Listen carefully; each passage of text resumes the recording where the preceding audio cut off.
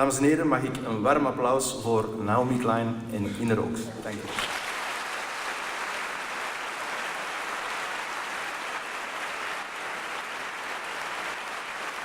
Good morning, Ms.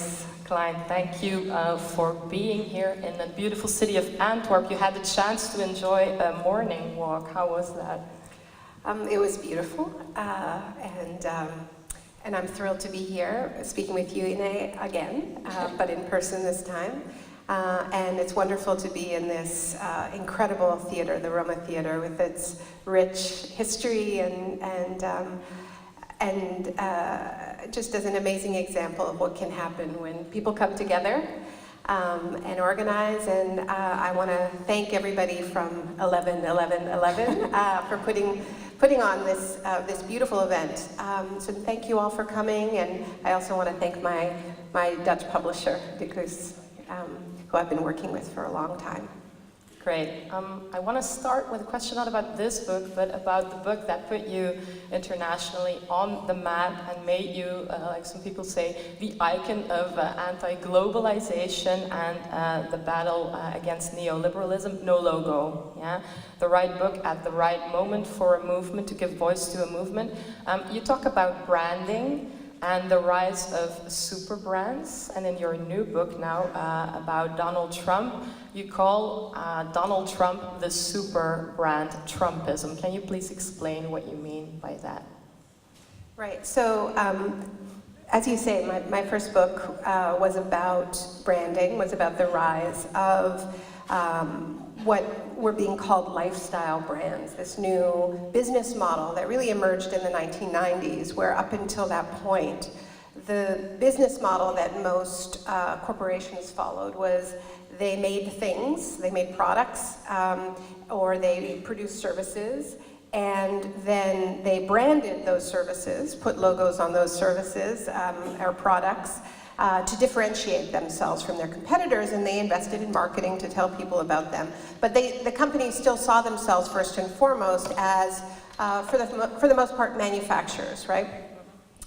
And what changed in the 90s, and this is really what I was tracking when I wrote No Logo when I was in my 20s, was that model was not working anymore. Companies weren't making enough profits.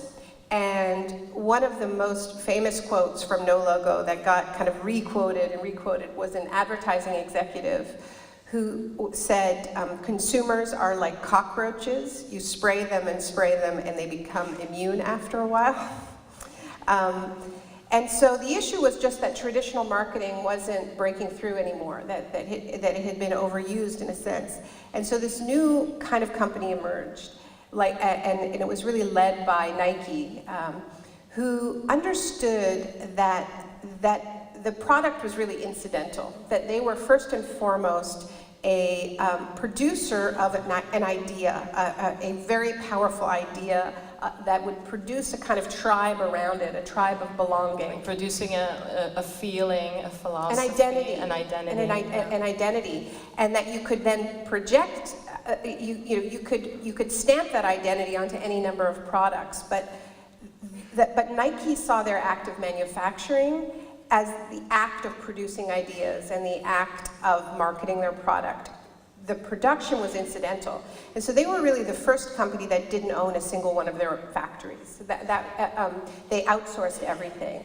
And this became a very profitable model. They started making a lot more money than their competitors because their ads were transcendent. They co-branded with the sports world in an unprecedented way with figures like Michael Jordan. And so everybody started imitating this model. And Donald Trump really brought this model into real estate, right? So in the 80s, he had been a more traditional corporation in that he built buildings, right? And he stamped his name on them, and he was good at marketing. But he embraced this model of the hollow brand, really at the beginning of the 2000s, when he got his reality TV show, The Apprentice, and he suddenly became much more known, much more powerful. Now he doesn't even own all the buildings that have his name on them. No, so his business model really changed. He still owns a few flagship properties, but the main business model that he's involved in is manufacturing the idea of Donald Trump. Manufacturing the identity around this brand, right? And the idea is really power and freedom to do whatever you want to whoever you want through wealth. It's this dream of absolute power and really impunity that comes with tremendous wealth. That's the dream he's selling. That's the identity he's selling, and he's always been selling. And so he has done such a good job of manufacturing this name that his main business model is just selling his name to other people who build buildings or golf resorts, and they pay him. Like through a license to use his name. Yeah. Is the presidency then not maybe not turning out that well for his brand? Because when you talk about impunity, as a business leader, maybe he could have gotten away with a lot of impunity. He filed for bankruptcy 6 times, etc. He can even make a casino go bankrupt. I have to try that. Several. But several. But now, as a president, as when it comes to impunity, there is a special prosecutor now investigating the possible involvement of the Trump campaign with Russia. Maybe then the presidency didn't turn out to be such a great idea for the promotion of his super brand. Mm-hmm. Well, I think that remains to be seen. I have my doubts about whether this investigation will ever reach Trump himself. I think it will reach lesser figures around him. But the problem that we face with Trump, right, is that so long as he gets away with it, so long as they don't actually catch him in something that is extremely illegal, right, then none of this hurts his brand with his base, because his whole brand is about being able to get away with whatever he wants, right? So you can't, it's important, and this is the argument I make in the book, it's important to understand that Trump is not playing by the traditional rules of politics. He's entering politics as a brand, playing by the rules of branding. And the rules of branding is you have to be true to your brand, right? Not to an objective set of rules. And because he built a brand that is all about impunity through wealth, being the guy who, like he said on that famous tape, they'll let you do it. You can grab them by the pussy. They won't, if you're famous enough, they'll let you do it. That is what he's always been about, right? So short of being hauled away in handcuffs, everything, like every time he gets away with lying, every time he gets away with cheating, every time he gets into a fight with somebody and gets away with it, every time he says something completely outrageous, it all reinforces the fact that this is a guy who's making up his own rules, who's playing by his own set of rules, and this is the dream. And it works for his base. It might not work for other people who are watching this in horror, but he's not talking to those people. He's talking to his tribe, his brand. Let's talk about his base and talk about his ideology. Having spoken myself to many of his most loyal Trump fans, not only the ultra-conservative religious people, but let's say coal miners in Kentucky or steel workers in Pennsylvania, they gave me the impression that they thought things through. A lot of people might disagree with the outcome of that thinking process, but they said they were against the big trade deals. They felt that their workforce, their labor, the ability of earning a decent living, providing for your family, that all that had been taken away from them, and they were against big trade deals. A lot of his voters are. A lot of progressives also are. Aren't you yourself against neoliberalist trade policies? Do you maybe then have something in common with Trump's voters in that perspective? Well, I supported Bernie Sanders in the primaries against Hillary Clinton. And Bernie Sanders, like me, we've been opposing these trade deals for decades, since NAFTA. And it comes as no surprise that in the communities that have lost thousands upon thousands of jobs, where jobs that used to pay enough to support a middle-class life are now being replaced with very insecure contracts, that there's a huge amount of anger out there, right? And I think Trump, as a very good marketer, identified a market niche that was not being addressed. And he went ahead and sold a product to that market niche, right? And this is a different kind of marketing exercise, which is the Make America Great brand. It's a different exercise than what Bernie Sanders proposed, but maybe to the same set of voters to a certain extent. I think there's definitely an overlap between Sanders voters and 12%, Trump. some say. 12% of Bernie Sanders voters actually voted for Trump.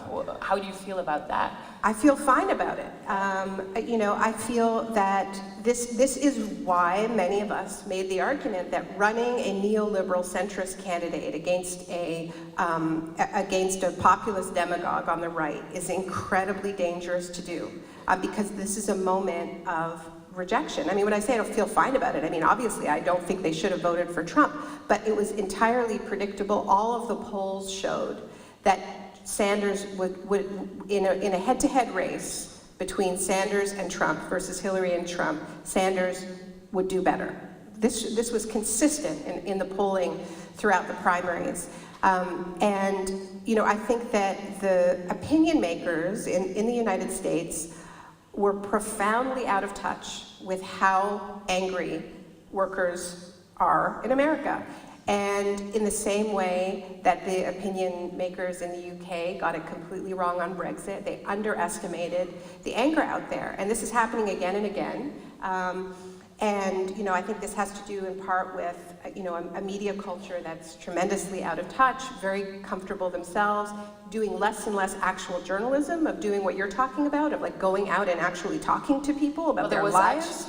There was actually in Europe quite some attention for the Bernie Sanders campaign, but you're right that in the States, when I actually went to the States right now for an extended period, people were very frustrated about how the media, that's when they then said, in the States had made Bernie Sanders to be a castaway or a But I don't even mean the failure to cover Bernie. Mm-hmm. I mean the failure to cover the country. I mean the failure to get out of your office, get out of the, if you turn on, particularly TV news, you just see journalists talking to journalists. You don't see regular people talking about their lives. Like this basic principle that journalism is about reporting on the outside world, not this echo chamber of opinion makers who just keep getting it wrong.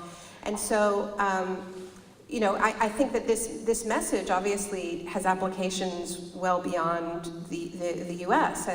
This idea that it's somehow safe to run an establishment candidate in a moment of anger against these racist populists is incredibly dangerous. And Hillary Clinton stood for those trade deals because she negotiated them. But Bernie endorsed her in the end.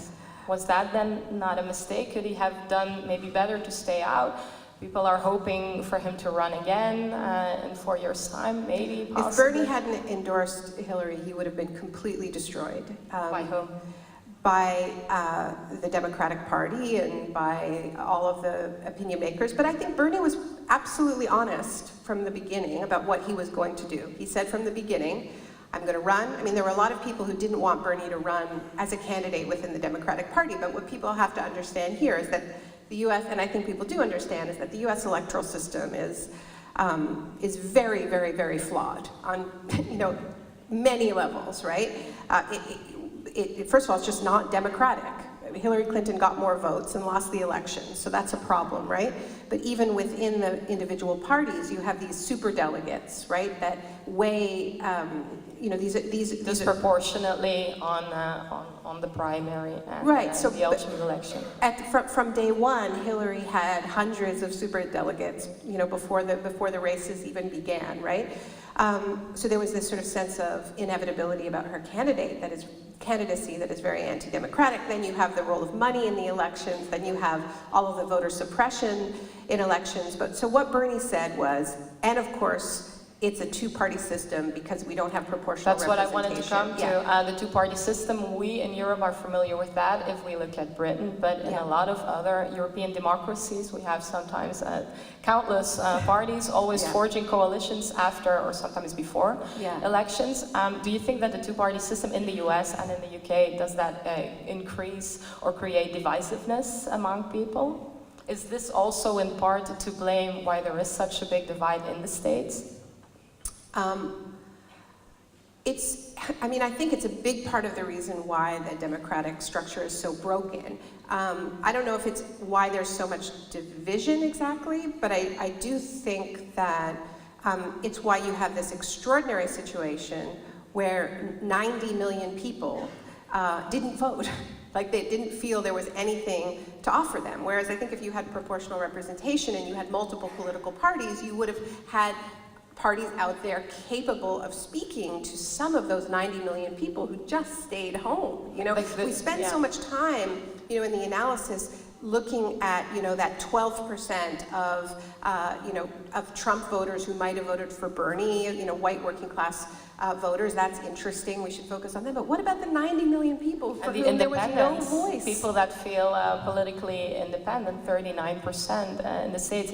Are the States ready for a third party maybe? A lot of people wanted, or a hardcore base of Bernie supporters wanted him to create a new party. Good idea in this America? is the problem. Obviously, it's a good idea, but Bernie can't create proportional representation. So the reason he didn't do it is because he didn't want to split the vote and get blamed for Trump being elected. That's why he didn't do it. It's very simple, and I think that because you have this two-party system, what he tried to do was use the attention that you get if you're within one of these two major parties, the spotlight you get to highlight some ideas. That was his plan. Bernie had no idea, and nor did the core people around him, that he could actually get close to winning. And he ended up winning 22 states and got 13 million votes. This is extraordinary. This is a self-described democratic socialist campaigning on free universal public health care, free college education, 100% renewable energy. I mean, it was, no new fossil fuel leases on federal lands. And 13 million Americans voted for him. So in my lifetime, I never imagined that a candidate on that kind of a platform could have that number of votes. I also never could have imagined that Jeremy Corbyn could run a campaign in the UK on a similar manifesto, and deny the Tories their majority. And the polling in the US right now, the polling in the UK right now shows that if there was an election tomorrow, Corbyn would win. So there is something happening.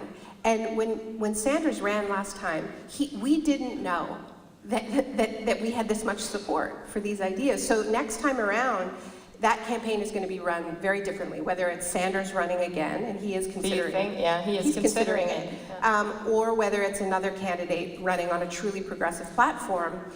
People are going to run that campaign very differently. They're going to run it to win it. He did not run it to win it. He didn't expect it. He wanted to spread ideas. It wasn't until he won the first primary in New Hampshire, which was totally unexpected, that suddenly they were like, oh my God, like, we now need to run a campaign that's not about putting issues on the agenda, but potentially winning the control of the governing party of the United States, because the Democrats were in power. So this is why I think I'm glad we're talking about this, because I think we talk so much about the really frightening things that are happening on the right side of the political spectrum in Europe, in the US, around the world. And there are terrifying things happening around the normalization of white supremacy, of different forms of white nationalism and ethno-chauvinism on the right. That's scary. But there is also a major shift happening on the left in terms of the electability of a truly progressive vision of the world. Also on the lower level, right? All those levels that Trump or the Republican Party in the States does not control yet, cities, municipal councils. Young people are also standing up, organizing themselves in civic committees. Indivisible, for example, already has 6,000 different units all through the United States, also in conservative states. So that is also a big message of hope. The democracy in the States is maybe very much in danger, but is also maybe very much alive. Those young people will go and vote next time and not stay at home, or maybe even run their own campaigns. Is that what you would like them to do? Is party politics still the tool we need to use to make a change, or are you actually pleading to break away from party politics and organize ourselves in movements? So I'm really interested in the interplay between movements and politics, and this is part of the reason why I've been really inspired by what Corbyn has been able to do in the UK. And I was recently at the Labour Party conference in Brighton, which was their first conference since the election, their largest conference since the Second World War. They now have 600,000 members of the Labour Party, and it's overwhelmingly new members, overwhelmingly young people who are coming through Momentum, right? So like, what's interesting about Momentum and its relationship with the Labour Party is you have actually a genuine membership-based grassroots movement, party within a party, right? But that is independent from the party, that has changed the party. And I think this is one of the things that can start to happen when you have these broken two-party systems without proportional representation are these sort of party within a party structures that set out to really stage an insurgency within one of the establishment political parties. And so, but as you say, there's also amazing things happening at the local level. I don't think we can discount electoral politics at the federal level, not when you have a figure like Donald Trump, not when we are at this point on the climate clock where we need legislation at the local level, at the subnational level, but also at the national and international level. And we're seeing the damage that can happen when you have a climate change denier in office, not to mention tweeting threats of nuclear annihilation. So I mean, the fact is we have to work at all levels simultaneously, and what I'm interested in is how can there be more accountability from grassroots movements and electoral politics? And that's why I'm interested in Momentum as a structure and a model of real grassroots power behind a political project. And what I've been working on in my country, in Canada, is this project called the LEAP Manifesto, where movements came together and wrote a people's platform precisely because we didn't see any of our establishment political parties coming up with a plan that we felt met the measure of the moment.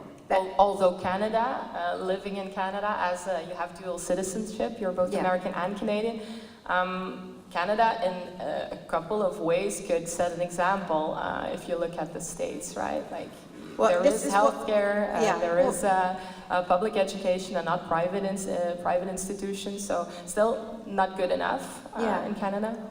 Yeah, I mean, Canada, it's more, it has more in common with many European countries than the US, and for me, having that dual identity, I think I sort of see what's possible in a country that, on a surface level is very, very similar to the United States, but in some very fundamental ways is different. We have universal public health care. We don't have guns at nearly the level that the United States does. And yeah, we have public education, but it's getting more and more expensive, and this is also something that's happening in many countries.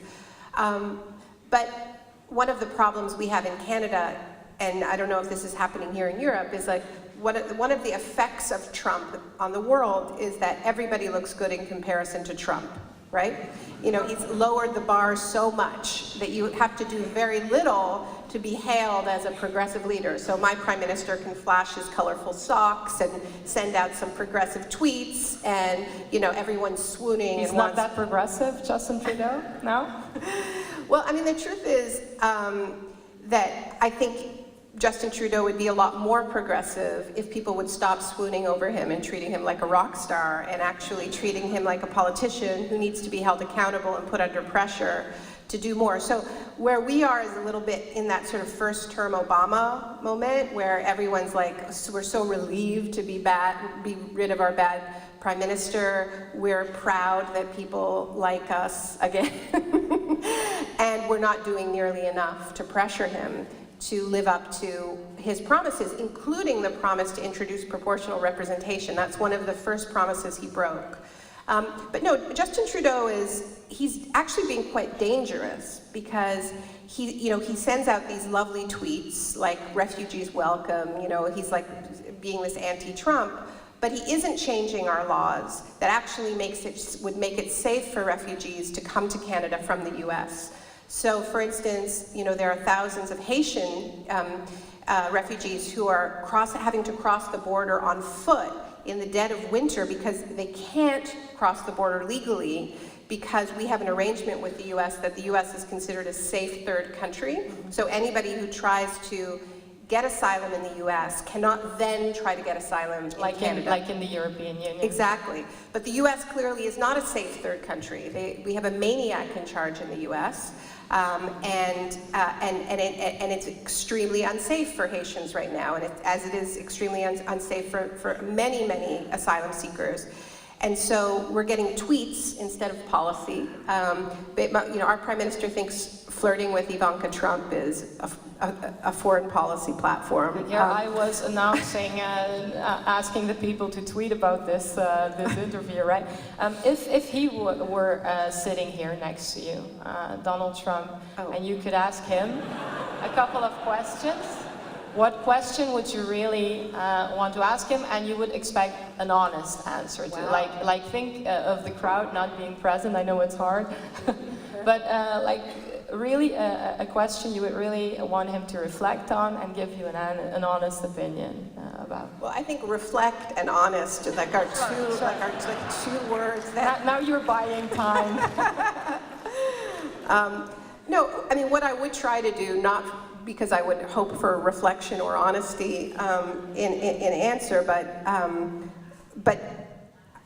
because I think it is important for him to be held accountable, would be, how could you have said to workers that you're going to protect their health care, their social security, their jobs when you're slashing taxes for your family and corporations, slashing their health care, blowing a hole in the budget that's going to make it impossible to pay for social security. Journalists are never ask Trump the hard questions about his economic agenda.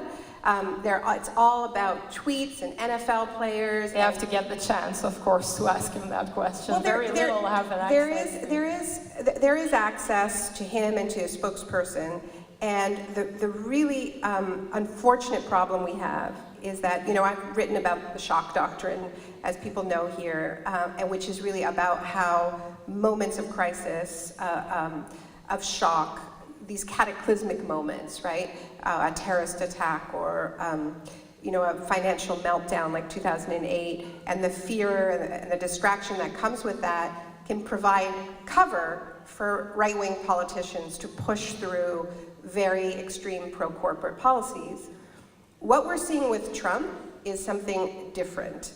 I call it the schlock doctrine.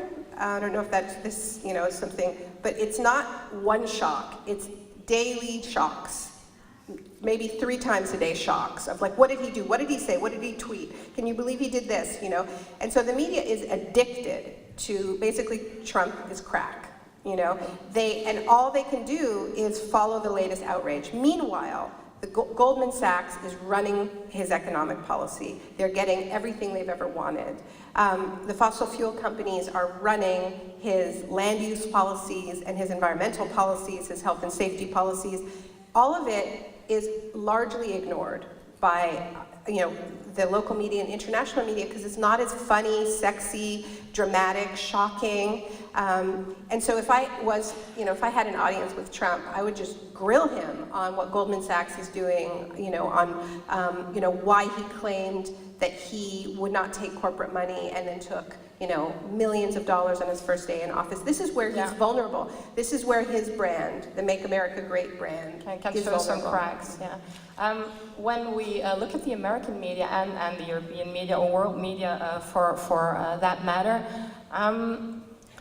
when it comes to the White House press, okay, I can bear with you, but if I look at the New York Times, the Washington Post, they have increased their readership, their paid readership by the thousands since Trump's election. They are hiring investigative journalists. I also read in American media about steelworkers in Pennsylvania, about people in Hazleton, Pennsylvania, which is a town of immigrants. Isn't it both? Are you really not being too tough on American newspaper journalists who are talking about Trump's campaign promises and his economic agenda? Isn't what you are saying, doesn't it have to do a lot with television, CNN, Fox, focusing over and over again from different perspectives on his tweets, on the scandals, but the economic agenda, I see that on NPR radio, for example, who is doing a thorough job. There are media like Democracy Now! You are a very regular host too.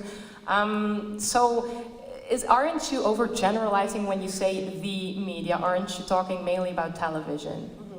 I am mainly talking about television. And I agree with you that there's been some terrific reporting on this, but I do think that it's not amplified in the same way. Like, for instance, you know, there's a reporter at the New York Times named Eric Lipton who has just, you know, meticulously been documenting Trump's attacks on environmental regulation, and you know, it's fantastic work. It mostly within the EPA also, yeah. But you know, you work in a newspaper, like these choices are made about what's going to make the front page, what's going to be amplified, what a newspaper is going to kind of build a campaign around, right? And I still think that, you know, that they haven't. I think the choices are still off for certainly for the New York Times. You know, even what they. I mean, I don't want to get too granular, but like even, you know, with their own broadcast, like they do a daily podcast, which I listen to every day, they almost never focus on the economic side of it. And then you have networks like MSNBC where there's a kind of a wishful thinking, like the obsession with impeachment. With impeachment, right? They talk about Trump's impeachment, I think, every day since May. Yeah, and now there'll be, you know, there'll be a whole new. Do you think it will happen? Do you think this president will get impeached? I don't. I don't think he will, but I think that the chances of him being impeached are increased if we obsessively focus on what Robert Mueller is maybe going to do and speculate and leak and all of the rest of it. The only thing that can impeach Trump is if his own party turns on him, because the Republicans are in charge. And I believe the only thing that will cause the Republicans to turn on Trump is if his base starts to turn on him. Or next year, important midterm elections, congressional elections. But this is all interrelated. Yeah. So by focusing on like this dream of impeachment at the expense of exposing the fraud of his economic populism, you're reducing the chances of his base turning on him, because the way his base sees all of the Russia investigation is as a tribal attack on them. Absolutely, as ideology. Yeah, it's all been a big invention. Yeah, so you say journalists should focus and explore that economic agenda and expose him and his lack of. It hurts him more. And if he's hurt, then his party is more likely to turn on him because it's you know, more possible for them. Right now, you know, his numbers are strong enough that they're afraid to turn on him. They'll only turn on him if he's a wounded animal, and the way to wound Trump is on economics. It is not on Russia. There is also, I think more and more that there is also sometimes another side to things. I want to talk to you about the unusual Secretary of State, Rex Tillerson, and the gruesome past at ExxonMobil. It's very hard not to get very upset about how that oil company has been investing in its own investigation of climate change and then spending billions in denying reports about climate change while their own researchers had actually investigated that. Rex Tillerson is now the Secretary of State, and he seems to be one of the few voices of reason in the Trump administration, together with the Secretary of Defense, Jim Mattis. They seem to be two of the men holding Trump a little bit down. Do you agree with that, or is Rex Tillerson still the oil type? Yeah. I mean, do you see what I mean? Like, but he seems to be. I mean, what you're surprising describing us is an example of what I mean by, you know, like the problem of Trump lowering the bar. Okay, is yeah. that is not just you know, between countries. It's also even within his own administration.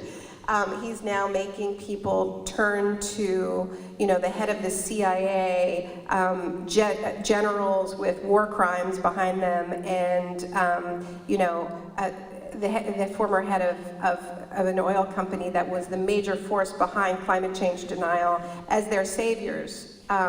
Which is very, very worrying moral relativity. Well, I wouldn't call them saviors, but, no, but I'm not saying you are, but this idea of them as being like the adults in the room, like the checks on Trump, right?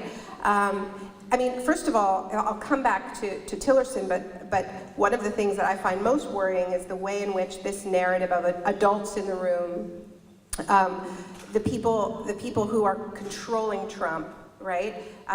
Who, you know, are even at the extreme. They're described as like, you know, really the only thing holding back chaos, right? Are military, all military, right?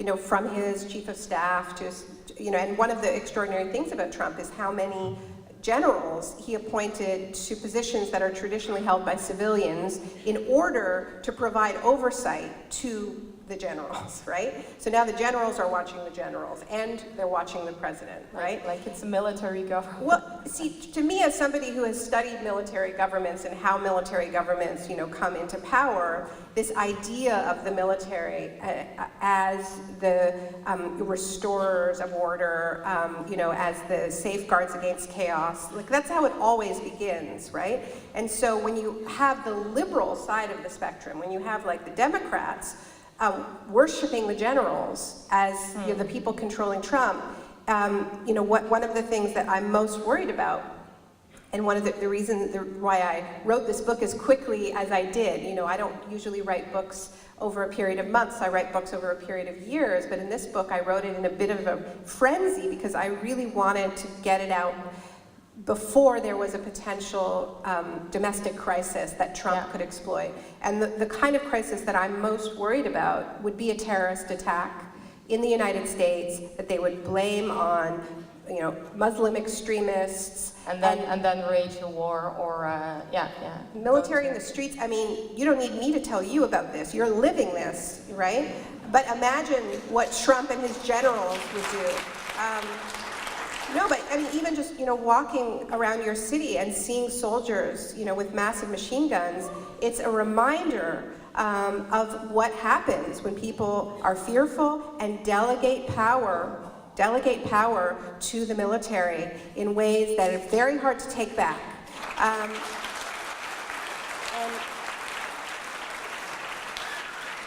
And so, you know, I think at the earliest opportunity, Trump and his generals, who are being treated as the people who are supposedly controlling him, would exploit an attack if they could. You know, they couldn't do it with Las Vegas because it was a white guy. But you know, we've already seen Trump tweet after the Manchester attack, after the London attack, every European attack he tries to exploit to say, this is why we need the Muslim travel ban, and so on. A very different approach to terrorist attacks than to what happened in Las Vegas. Then only we heard condolences. And don't politicize it. Yeah. Don't politicize. And we're not supposed to politicize events they can't exploit. Going back to the beginning of this conversation where you talked about brands and being such a successful brand, sometimes it's also, even if you're on the progressive side or the liberal side, it's hard maybe sometimes organize yourself not to become a brand. I'm thinking about companies that started in a progressive way in Silicon Valley, Facebook, then finding itself I actually think now Facebook to be... started off as a way to rate women at Harvard by looks.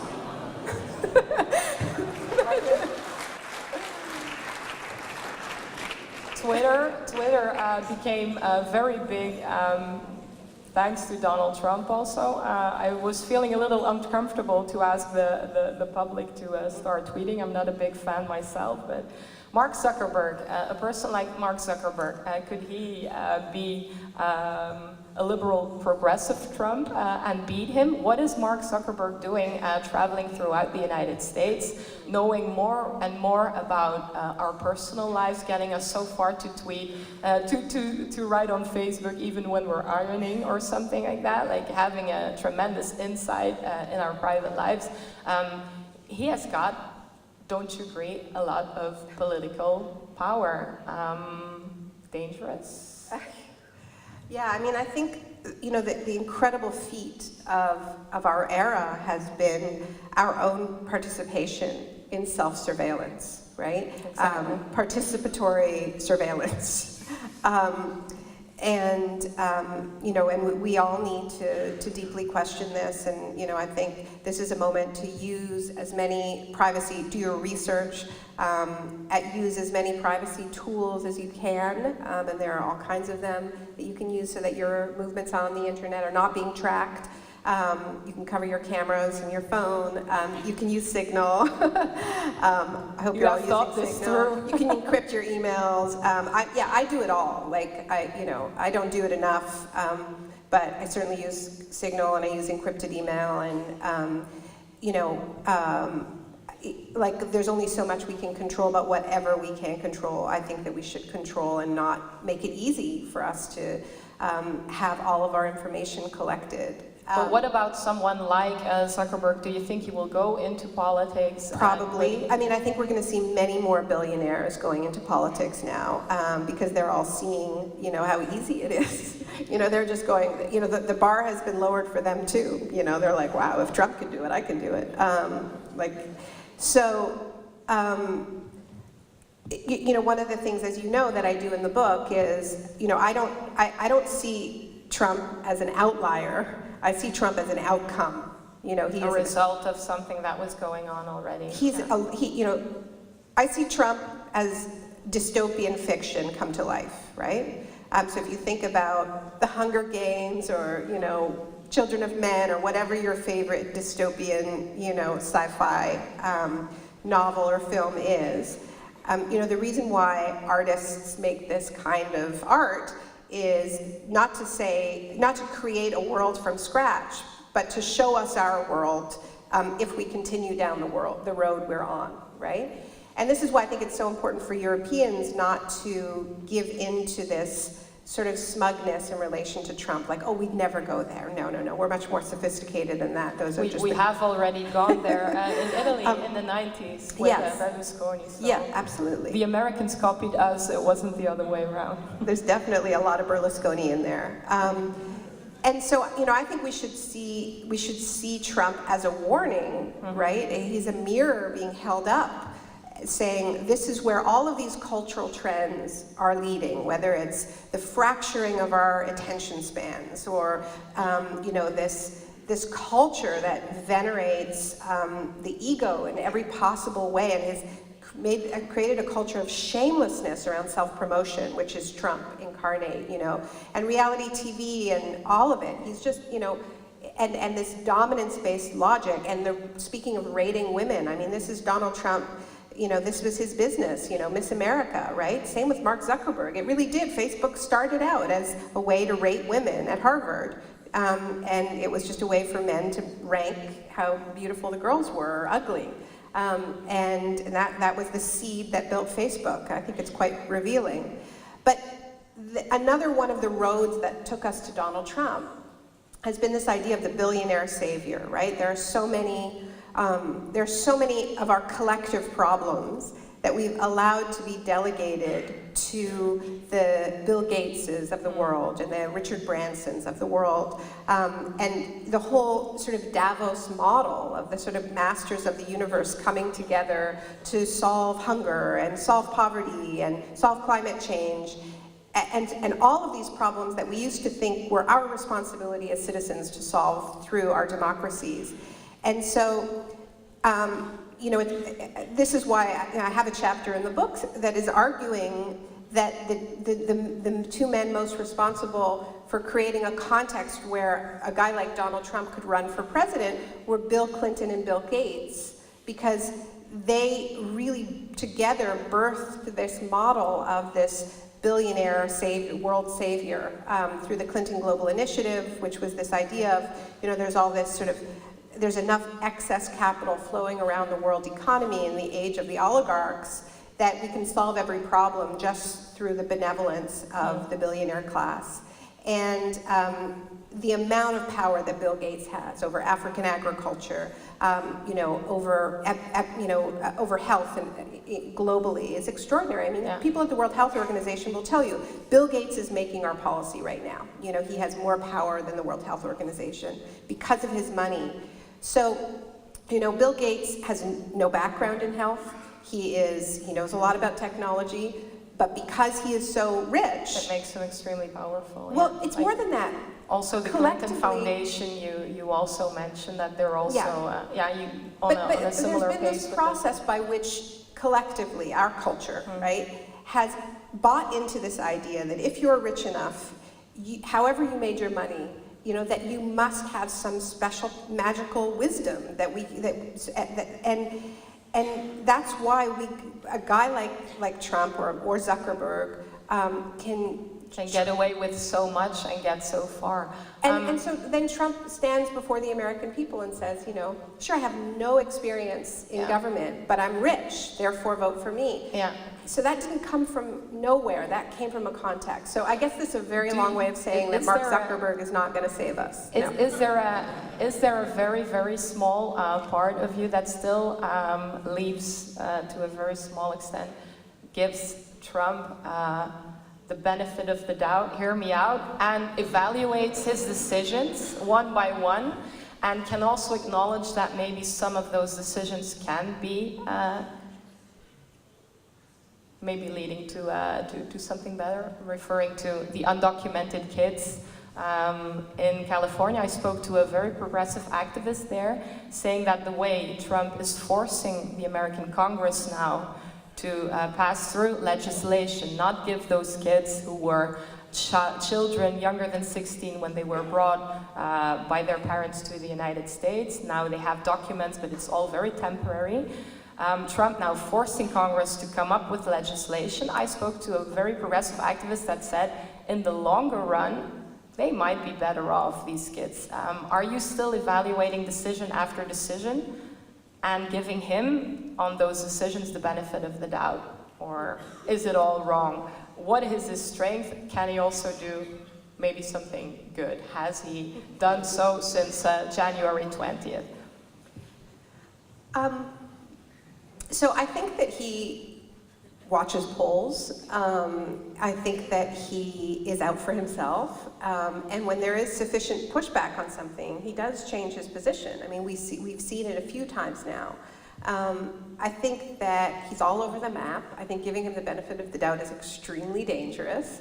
But I don't think he's a hard ideologue about any of these things. I think on economic policy, he is absolutely motivated by personal greed and class loyalty. I think that the idea that he's, deeply concerned about the middle class is absurd, and he's going into politics the way he's run his business. He's out for himself. But I think on some of these other issues where he, is kind of new to it, like the people covered by DACA, if he feels that this could hurt his political future, and same with healthcare, then he'll flip-flop. But something like tax policy, I think he's more driven in that area, where it's like, this is going to save his family billions of dollars, When he thinks about his companies. Mm-hmm. Thank you very much. There is a big crowd. They are also eager to ask you a couple of questions. It's also very important to you to hear from them. Thank you very much, and let's start with the questions.